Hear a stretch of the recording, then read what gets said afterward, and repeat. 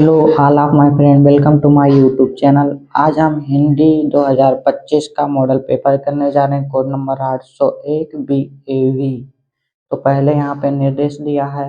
प्रारंभ में 15 मिनट परीक्षार्थियों को प्रश्न पत्र पढ़ने के लिए निर्धारित है। सभी प्रश्न अनिवार्य हैं। तीसरा नंबर है, यह प्रश्न पत्र दो खंडों खंड आ तथा खंड बा में विभाजित है। चौथा नंबर है, इस प्रश्न पत्र के खंड आ में 20 बहुविकल्पी प्रश्न है, जिसमें दिए गए 4 विकल्प में से सही विकल्प का चयन करना होगा और OMR उत्तर पत्रक पर नीले अथवा काले बॉल पॉइंट पेन से सही विकल्प वाले गोले को अच्छी तरह से रंग कर देना। पांचवा नंबर है, खंड आ के बहुविकल्पी प्रश्नों हेतु प्रत्येक प्रश्न के लिए 1 अंक निर्धारित है, यानी कि OMR वाले प्रश्न के लिए 1 अंक निर्धारित रहेंगे। बहुविकल्पी प्रश्नों हेतु नकारात्मक अंकन की व्यवस्था नहीं है। जैसे कि कुछ गलत कर दिया आप लोग गोला भरने में, तो उसको आपको अंक नहीं मिलेगा। अतः सभी प्रश्न के उत्तर देने का प्रयास कीजिए। आप लोग उत्तर सही से भरेंगे। और छठा नंबर है, OMR शीट पर उत्तर देने के पश्चात संबंधित गोले को काटे नहीं, इरेजर होटनर आदि का प्रयोग ना करें। जैसे कि गोला इस तरह से काटे नहीं, डॉट ना लगा के छोड़ें और उसको इस तरह के ना करें। गोले को इस तरह से सही से भरना पड़ेगा, बढ़िया से काला कर देना, नहीं तो आपको नंबर नहीं मिलेगा। सातवां नंबर है, प्रत्येक प्रश्न के सम्मुख उनके अंक निर्धारित हैं। आठवां नंबर है, खंडवा में वर्णनात्मक प्रश्न पूछे गए हैं। इसके लिए कुल 50 अंक निर्धारित हैं। खंडवा में आपको 50 नंबर का करना होगा, 20 नंबर को OMR आएगा। नौवां नंबर है, खंडवा के प्रत्येक प्रश्न के उत्तर यथासंभव क्रमानुसार लिखने का प्रयास कीजिए। जो प्रश्न ना आता हो उस पर समय नष्ट ना कीजिए। जैसे पहला क्वेश्चन है, सेवा सदन उपन्यास के लेखक हैं। जैसे कि सेवा सदन उपन्यास के लेखक मोहन राकेश नहीं है, नंद दुलारे वाजपेयी नहीं है, श्रीलाल शुक्ल नहीं है। सेवा सदन उपन्यास के लेखक मुंशी प्रेमचंद्र जी हैं। जैसे गोदान, गबन, निर्मला, कर्मभूमि, रंगभूमि, ये सब इनकी उपन्यास। दूसरा नंबर है, दुलाई वाली कहानी के रचयिता हैं। तो दुलाई वाली कहानी के रचयिता आचार्य रामचंद्र शुक्ल जी हैं, तो यानी कि रामचंद्र शुक्ल। तीसरा नंबर क्वेश्चन है, आलोचकों ने गद्य की कसौटी को कहा है। तो नाटक नहीं कहा है, कहानी को भी नहीं कहा, उपन्यास को भी नहीं कहा है, निबंध को कहा है। क्वेश्चन नंबर चौथा है, स्मृति की रेखा चित्र के रचनाकार कौन है। तो प्रकाश चंद्र गुप्त भी नहीं है, अज्ञेय नहीं है, माखनलाल चतुर्वेदी नहीं है, महादेवी वर्मा है। पांचवा नंबर है, निगद्य साहित्य में शुक्ल युग की समय सीमा मानी जाती है। तो शुक्ल युग की समय सीमा 1936 से 1943 तक मानी जाती है। शिवराज भूषण के रचनाकार हैं। तो शिवराज भूषण यानी भूषण से भूषण याद रखेंगे, तो शिवराज भूषण के रचनाकार भूषण है। सातवां नंबर है, भारतेंदु युग के प्रवर्तक माने जाते हैं। तो भारतेंदु युग के प्रवर्तक जयशंकर प्रसाद जी नहीं माने जाते हैं, अज्ञेय नहीं माने जाते हैं, महावीर प्रसाद द्विवेदी नहीं माने जाते। भारतेंदु युग के प्रवर्तक भारतेंदु हरिश्चंद्र जी माने जाते हैं। आठवां नंबर क्वेश्चन है, दूसरा तार सप्तक कब प्रकाशित हुआ। तो दूसरा तार सप्तक 1943 में नहीं प्रकाशित हुआ, 1947 भी नहीं। सही ऑप्शन है 1951। नौवां नंबर क्वेश्चन है, लोकायतन के रचनाकार हैं। तो महादेवी वर्मा नहीं है, सुमित्रानंद पंत जी हैं। 10वां नंबर क्वेश्चन है, महादेवी वर्मा की रचना नहीं है। तो महादेवी वर्मा की रचना उर्वशी नहीं है, उर्वशी रामधारी सिंह दिनकर जी के। निहारा, नीरजा, रश्मि महादेवी वर्मा का रचना। 11 नंबर क्वेश्चन है, निर्वेद किस रस का अस्थाई भाव है। तो निर्वेद शांत रस का अस्थाई भाव है। और आपको बता देते हैं कि यूपी बोर्ड सिलेबस के अनुसार हास्य रस और करुण रस पढ़ना है। रोला छंद में कितने चरण होते हैं। तो रोला छंद में 4 चरण होते हैं। और 13 नंबर क्वेश्चन है, चरण कमल बंदो हरिराई पंक्ति में कौन सा अलंकार है। तो जैसे कि कमल रूपी चरणों की वंदना करता हूँ, तो उसका रहेगा रूपक अलंकार। माता पिता में प्रयुक्त समास है, तो माता पिता में द्वंद्व समास है। और आपको यूपी बोर्ड सिलेबस के अनुसार यही 4 समास पढ़ने रहेंगे। चंद्रमा का पर्यायवाची है, सलिल नहीं है, अमी नहीं है, सरोवर नहीं है, राकेश चंद्रमा का पर्यायवाची है। सहोदर में प्रयुक्त उपसर्ग है, सहोदर, तो साधन योदर, तो सा रहेगा इसका उपसर्ग। युष्मद शब्द का प्रथम विभक्ति एक वचन का रूप होगा। युष्मद शब्द का प्रथम विभक्ति एक वचन रूप त्वम रहेगा। विकारी शब्द कितने प्रकार के होते हैं? विकारी शब्द 4 प्रकार के होते हैं। कर्मवाच्य में प्रधानता होती है, कर्मवाच्य में कर्म की प्रधानता होती है। 20 नंबर क्वेश्चन है, शब्दों का समर्थक समूह जब अपनी पूर्णता और व्यवस्थित पदक्रम को प्राप्त करता है तो वह कहलाता है, तब वह वाक्य कहलाता है। खंडवा में वर्णनात्मक प्रश्न है, तो 21 नंबर निम्नलिखित में से किसी एक गद्यांश पर आधारित सभी प्रश्नों के उत्तर दीजिए। तो आप इसमें से एक करेंगे, तो हम आपके लिए लिखकर एक लेके आए हूँ, उसको बताता हूँ, काफी लिखने का तरीका भी दिखाता हूँ आप लोगों को। तो दोस्तों आप लोग भी इसी तरह से खंडवा डालेंगे और प्रश्नोत्तर संख्या 21 लिख के खा लिखेंगे। तो जैसे कि यह 21 नंबर का हम लोग खा वाला क्वेश्चन कर रहे हैं, जैसे कि देख सकते हैं आप लोग खा वाला क्वेश्चन यहाँ पे, वह अश्वारोही आवक खड़ा था, बुढ़िया के प्राण पक्षी अंत में उड़ गए। तो ये वाला हम लोग करेंगे, तो यहाँ पे देख सकते हैं वह अश्वारोही इस प्रकार लिख के आवक, फिर उसके बाद यहाँ पे डॉट डॉट लगा के कहीं नाम नहीं, तो ऐसे इसी प्रकार लिख देंगे। और फिर उसके बाद यहाँ पे पहला क्वेश्चन इसमें क्या दिया है कि यहाँ पे लिखना है उपयुक्त गद्यांश का संदर्भ लिखिए। तो इसका संदर्भ, तो संदर्भ आप लोग किस प्रकार लिखेंगे? प्रस्तुत गद्यांश हमारी पाठ्य पुस्तक के गद्य खंड में संकलित ममता नामक पाठ से लिया गया है। इसके लेखक जयशंकर प्रसाद जी हैं। अब दूसरा नंबर क्वेश्चन ये है कि दूसरा नंबर क्वेश्चन है गद्यांश के रेखांकित अंश की व्याख्या कीजिए। तो यहाँ पे रेखांकित अंश की व्याख्या यह है, लेखक बताना चाहता है कि ममता की झोपड़ी के साथ के स्थान पर अकबर ने भव्य गगनचुंबी मंदिर बनवाया और उस पर शिलालेख लगवाया और उसमें बड़ी विडंबना की बात यह है कि उस शिलालेख में बादशाह हुमायूं का तो उल्लेख था, लेकिन उस गरीब वृद्धा ममता का कहीं नाम तक नहीं था। तो इसका व्याख्या यह हो गया। और तीसरा नंबर क्वेश्चन यह है, अकबर ने किसकी स्मृति मंदिर में बनवाया था? तो अकबर ने अपने पिता हुमायूं की स्मृति मंदिर में बनवाया था, जहां हुमायूं ने एक रात विश्राम किया था। ममता की झोपड़ी में हुमायूं ने एक रात विश्राम किया था, ये आप लोगों को तो पता ही होगा। तो दोस्तों वीडियो पसंद आ रही हो तो लाइक कर दीजिए और वीडियो को अंत तक जरूर देखिए। आगे हम पूरा बताएंगे पेपर में कितने समय में कौन सा क्वेश्चन करना है। तो प्रश्नोत्तर संख्या 22 ऐसे डालेंगे, उसके बाद कापी भी इसी तरह से रहेगी, इस बार लंबी वाली, तो इसी प्रकार लिखना ही होगा आप लोगों को। तो फिर इसके बाद इसका हम लोग प्रश्नोत्तर संख्या 22 का वाला करेंगे। जैसे कि आप लोग देख सकते हैं, निम्नलिखित में से किसी एक पद्यांश पर आधारित सभी प्रश्नों के उत्तर दीजिए। तो ये पूर्ते निकासी रघुवर वधु, ये वन पथ पे से लिया गया है। तो चलो इसका आंसर करते हैं।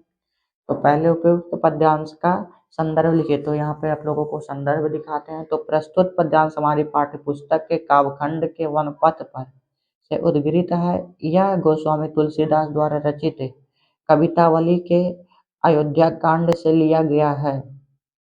तो दोस्तों आप लोगों को संदर्भ इसी प्रकार से लिखना होगा। और आते हैं व्याख्या दिखाते हैं, रेखांकित अंश की व्याख्या। तो रेखांकित अंश की व्याख्या यह है, कवि तुलसीदास जी कहते हैं कि श्री राम लक्ष्मण तथा अपनी सुकोमल प्रिया यानी पत्नी के साथ महल से निकले तो उन्होंने बहुत धैर्य से मार्ग में 2 कदम रखे। सीता जी थोड़ी ही दूर चली थी कि उनके माथे पर पसीने की बूंदें आ गई तथा सुकोमल होठ पूरी तरह से सूख गए। तो उनके सुकोमल होठ पूरी तरह से सूख गए। ये किसने कहा था? राम जी ने कहा था। तो तीसरा नंबर क्वेश्चन यह है कि पद्यांश में दिए की लघु आतुरता किसके लिए प्रयुक्त हुआ है? तो दिखाते हैं किसके लिए प्रयुक्त हुआ है। तो यहाँ पे पद्यांश में ती की लघु आतुरता भगवान श्री राम जी के लिए प्रयुक्त हुआ है। और प्रश्नोत्तर संख्या 23 देखते हैं। प्रश्नोत्तर संख्या 23 है, नीचे दिए गए संस्कृत गद्यांश में से किसी एक का संदर्भ सहित हिंदी में अनुवाद कीजिए। जैसे कि हिंदी में आता है तो उसमें गद्यांश एक आता है और एक पद्यांश लिखना, उसी प्रकार इसमें भी आता है। तो इसमें व्याख्या नहीं करना रहता है, सिर्फ हिंदी अनुवाद करना रहता है। तो चलो करते हैं हिंदी अनुवाद और संदर्भ के साथ। तो यह गद्यांश से संस्कृत के वाराणसी नामक पाठ से लिया गया है। तो ऐसा नगरी ऐसे लिख देंगे, फिर उसके बाद डॉट डॉट लगा के फिर यहाँ पे पारसी भाषा करित वो तीन शब्द यहाँ पे लिख देंगे और फिर संदर्भ देखते हैं। प्रस्तुत गद्यांश हमारी पाठ्य पुस्तक के संस्कृत खंड में संकलित वाराणसी नामक पाठ से लिया गया है। इस गद्यांश में वाराणसी के प्राचीन गौरव एवं महत्ता का प्रकाश डाला गया है। और अनुवाद, यह नगरी भारतीय संस्कृत और संस्कृत भाषा का केंद्र स्थल है। यहीं से संस्कृत साहित्य और संस्कृत का प्रकाश चारों ओर फैला है। मुगल युवराज दारा शिकोह ने यहीं आकर भारतीय दर्शन शास्त्रों का अध्ययन किया था। वह उपनिषदों का अनुवाद फारसी भाषा में करवाया। तो 24 नंबर क्वेश्चन यह है कि नीचे दिए गए संस्कृत पद्यांशों में से किसी एक का संदर्भ सहित अनुवाद कीजिए। तो दोस्तों इसको और ये एक कोई और श्लोक याद कर लीजिए। 3 श्लोक आप लोग याद कर लीजिए तो आप लोग पेपर में 2 नंबर पक्का कर सकते हैं। तो ये भी याद कर सकते हैं, सर्वे भवन्तु सुखिनः, सर्वे सन्तु निरामय, सर्वे भद्राणि पश्यन्तु मा कश्चित् दुख भाग भवते। ये बहुत आसान है, ये भी आसान है। आप लोग 3 याद कर लीजिए, 2 नंबर आप लोगों को पक्के हो जाएंगे श्लोक का। तो इसका संदर्भ सहित अनुवाद कहते हैं सर्वे भवन्तु सुखिनः का। तो यहाँ पे प्रस्तुत संस्कृत पद्यांश हमारी पाठ्य पुस्तक के संस्कृत खंड में संकलित भारतीय संस्कृत पाठ से लिया गया है। ये भारतीय संस्कृत पाठ से लिया गया। तो अनुवाद है, सभी सुखी हों, सभी रोगमुक्त रहें, सभी का जीवन मंगलमय बने और कोई भी दुख का भागी ना बने। तो 25 नंबर क्वेश्चन है, अपने पठित खंड काव्य के आधार पर निम्नलिखित प्रश्नों में से किसी एक प्रश्न का उत्तर दीजिए। तो ये आप लोगों को अपने जिला के अनुसार करना होगा। तो ये आप लोग अपना तैयार कर लेंगे। जैसे कि बस्ती मंडल में ये मुक्ति दूत काव्य खंड के नायक का चित्रण, ये सब बस्ती मंडल के सभी लोग कर लेंगे। और ये जैसे कि अपने स्कूल में जो काव्य खंड चलता होगा उसी को आप लोग तैयार कर लेंगे। ये रहता है 3 नंबर का।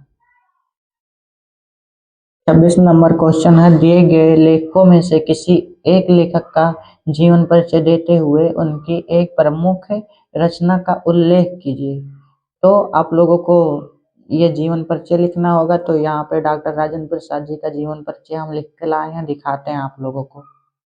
प्रश्नोत्तर संख्या 26 का पहला है, तो जीवन परिचय पहले लिखेंगे, फिर डॉक्टर राजेंद्र प्रसाद उनका नाम डालेंगे, फिर संक्षिप्त परिचय। पहले नाम डॉक्टर राजेंद्र प्रसाद, जन्म 1884, जन्म स्थान बिहार राज्य के छपरा जिले जीरादेई नामक ग्राम में हुआ था। पिता का नाम महादेव सहाय, शिक्षा MA और LLB इन्होंने किया था। आजीविका अध्यापन कार्य और वकालत की थी।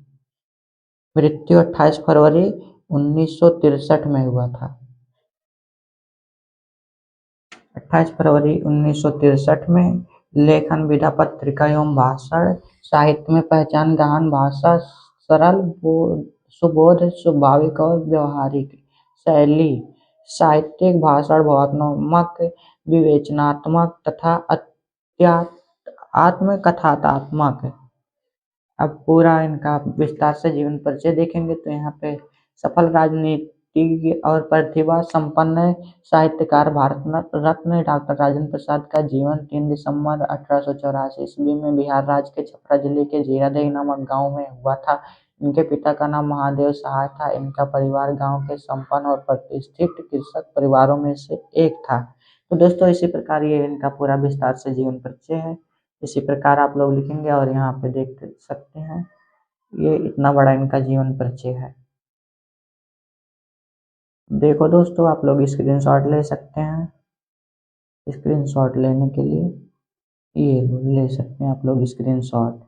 संख्या 26 का खा नंबर, इसमें सूरदास जी का जीवन परिचय करेंगे। ये कवि का, तो आप लोग इसमें से सूरदास जी का याद कर सकते हैं, सुमित्रा नंदन पंत का और तुलसीदास का याद कर सकते हैं, महादेवी वर्मा। इन्हीं 4 में से एक आप लोगों के परीक्षा में जरूर फंसेगा। और इसमें डॉक्टर राजेंद्र प्रसाद, रामधारी सिंह दिनकर और आचार्य रामचंद्र शुक्ल, जयशंकर प्रसाद, 4 आप लोग याद कर लेते हैं तो पक्का फंसेगा इसी में से, 4 दोनों में।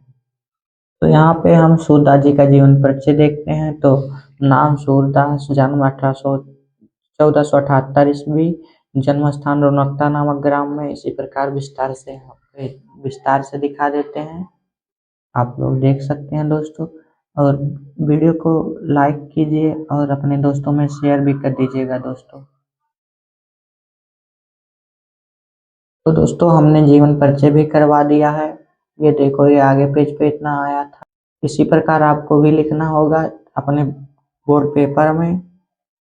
क्वेश्चन नंबर 27, अपनी पाठ्य पुस्तक में से किसी एक श्लोक लिखिए। कोई एक श्लोक लिखना जो प्रश्न पत्र में नहीं आया। तो मैंने पहले ही बताया कि आप लोग 3 श्लोक याद कर लीजिएगा, उसमें से एक जरूर एक लिख दीजिएगा। 2 आ जाएगा तो एक लिख दीजिएगा, नहीं तो जो सस्ता रहेगा वो लिख दीजिएगा।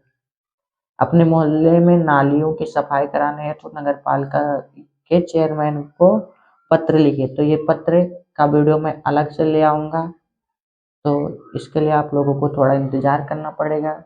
अगर आप लोग वीडियो लेट में देख रहे हैं तो वीडियो डिस्क्रिप्शन में लिंक डाल दूँगा। अपने विद्यालय से टीसी लेने हैं तो अथवा ये प्रधानाचार्य को पत्र लिख सकते हैं। और 29 नंबर क्वेश्चन है, निम्नलिखित में से किन्हीं 2 के संस्कृत उत्तर देना है। तो जैसे कि चंद्रशेखरा का आशित, चंद्रशेखरा एका प्रसिद्ध क्रांतिकारी देशभक्ति आशित। और दूसरा नंबर है कीर्ति केन वर्धते, तो ददान कीर्ति वर्धते, दान में ददाने कीर्ति वर्धते। तो आप लोगों को मैंने 2 बता दिया। और ये पहले प्रहेलिकाय उत्तर किम आसीत, तो पहली का उत्तर क्या था? तो पहली का उत्तर पत्र था, तो उसको भी लिख देंगे पहेलिका उत्तरम पत्रम आसीत। और कुआं किस बात को लेकर दुखी हुआ था? तो वो बोल रहा था कि मैं अधिक नीचा हूँ, इसलिए वो दुखी हो रहा था इसी बात को सोच के।